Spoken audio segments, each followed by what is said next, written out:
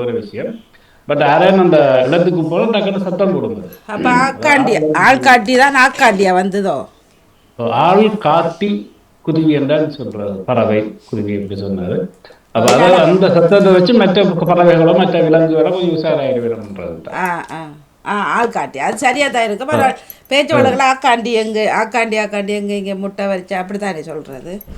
அது இந்த வயல்வெளியில நிலங்கள்ல தான் முட்டை போடும் கொஞ்சம் பொரிக்கும். ஆ ஆ ஆனால் பிடிக்க முடியாது, ஓடிட்டு போய். சின்ன குட்டை நீல கலர் முட்டை அது. ஸோ அதே மாதிரி தான் இப்போ உங்களை நீங்கள் போட்டு உடுக்கும் பின்னுக்கு ஒரே மாதிரி ஆள் இருக்கும். தெரியல. மரம் இருக்கிறது.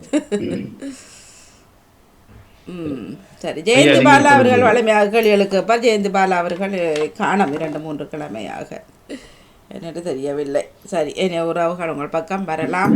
இப்போ அன்று வசந்தா ஜெகதீஷ் என்ற கேள்வி கேட்டேன், ஆன்மீக பாட கேள்வி. அன்றைக்கு 500 மாலை பொழுதுல கேட்டான்ட்டேன். அதாவது வீட்டில் சிலைகள் வச்சு வழிபாடலாம்னு கேட்டான்ட்டேன். அப்போ நான் சொன்னேன் எல்லாரும் செய்கிறாங்கன்னு சொல்லி உடனே ஆனந்தி அக்கா ஆனந்தி அக்காங்கிறது அவள் சொல்லுவான்னு சொல்லிட்டு நைஸ் அவர்கிட்ட மாற்றிட்டு போயிட்டு இருந்தான். இப்போ அந்த கேள்வியை நான் கேட்குறேன், ஐயா எல்லாருக்கமாக இருக்கா சொல்லிட்டு போய் சிலோட வசந்தா கேட்டு அவன் தெரிஞ்சு கேட்டு வீட்டில் சிலை வழிபாடு செய்யலாமா? சிலை வழிபாடுகள் செய்யலாம். இந்த நம்மளோட கையளவு இருக்கு பார்த்தீங்களா, இதுக்குள்ள அடங்குற மாதிரி சிலைகளா இருக்கணும். வீட்டில் வச்சு பூஜை பண்ணணும். பெருசு வைக்கக்கூடாது ஐயா. பெருசு வைக்கிறதுக்கு ரூல்ஸ் இல்லை. ஆனாலும் அப்படி வைக்க வேண்டுமானால் கலாச்சாரத்தை பின்பற்ற வேணும். ஆச்சாரங்களா இருக்க வேணும். மத்தியானம் சமைச்சு படைக்க வேணும். அதுங்களுக்கு அபிஷேக ஆதிகள் செய்விக்க வேணும்.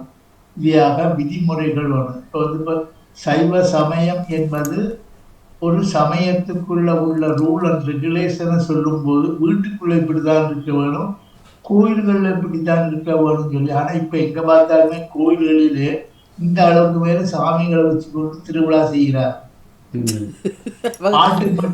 ஆட்டுப்பட்டி தெரியுமா, ஆடு கட்டுற இடம். மாட்டுப்பட்டினா மாடு கட்டுற இடம். அந்த மாதிரி இடங்களெல்லாம் இப்ப கோயில் கட்டி கொண்டு போறான். ஒண்ணுமே பேச முடியாம. வசதிக்கு ஏற்ற மாதிரி தானே செய்யலாம். என்ன செய்யறது ஐயா, அது பிள்ளை இல்லை தானே. பிடிக்கணும். அதுக்கு வேண்டி எப்படியாவது செய்து போய் பாவத்தை மூட்டை கட்டக்கூடாது. நீங்க தான் சொல்றீங்க 2 வீட்டுக்கு ஒரு விளக்கன்று. அது போல கோயில் எல்லா ஊரில் குடியிருக்க வேண்டாம் என்றும் சொல்லுகின்றார்கள். அது நேரம் இடம் வசதிகள் பொறுத்து அது கோயில் என்று சொன்னால் மதுரை மீனாட்சி அம்மன் கோயில், நல்லூர் கந்தசாமி கோயில், மாவட்ட கந்தசாமி கோயில், புதியண்டி கந்தசாமி கோயில். இப்படியாக பார்த்தாக்கா கோயில் இருக்கு, மண்டபம் இருக்கு. அர்த்த மண்டப, மகாமண்டப, தியான மண்டப. கொழும்பு பொன்னம்பல வாணேஸ்வரர் கோயில் போய் பார்த்தீங்கன்னாக்கா அப்படியே வரிசையாக மூலஸ்தானம் முதல் வாசல் வரைக்கும் பக்குவமாக கருங்கலினாலே அமைக்கப்பட்டு. எனக்கும் நிறைய பூசூட ஆசை தலையில இருக்கிறத வச்சு செய்யணும்ன்றதுதான். அதைத்தான் நீங்க செய்து கொண்டிருக்கிறாங்க. பக்தியால், அதாவது பக்தியால் நான்முனை பலகாரம் பட்டியே மா எது பெண் பாடி பாடி பக்தியால எந்த பாடினாலும் சரி, தேவாரம் படித்தாலும் சரி, மந்திரங்கள் படித்தாலும் சரி, ஒன்றும் தெரியாட்டி மௌனமாக இருந்தும் கும்பிடலாம்.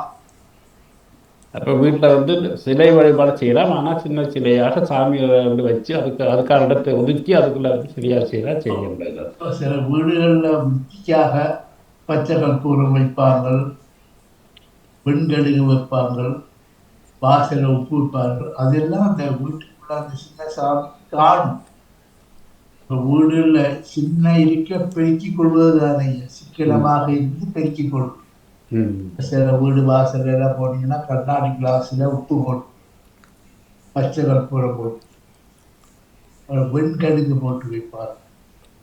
வீட்டு வாசல்லே வடகிழக்குல பூசணிக்காய் வைப்பது.